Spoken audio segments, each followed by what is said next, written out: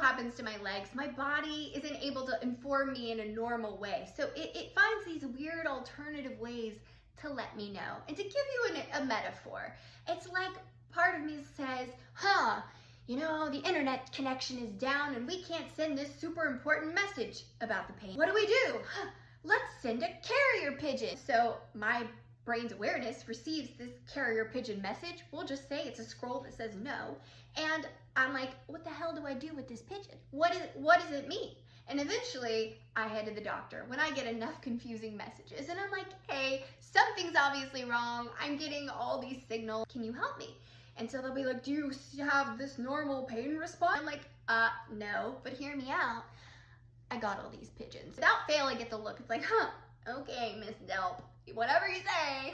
But enough of the bird metaphor. Here's a real life example. Several years ago, I won the competition Miss Wheelchair USA, and I drove around the entire country showing how to do wheelchair adaptive sports as a part of my platform.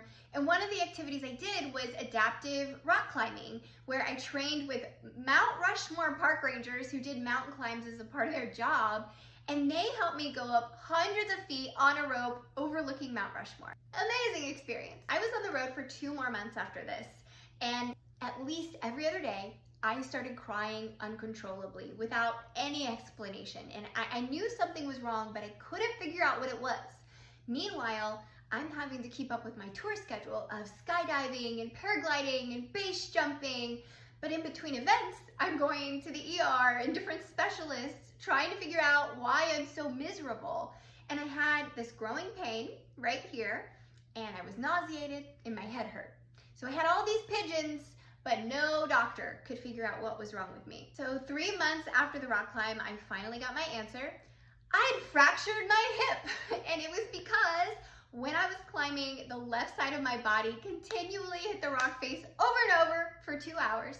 And normally my body would have registered a tremendous amount of pain, but because the connection was disrupted, it was sending all these weird alternative signals.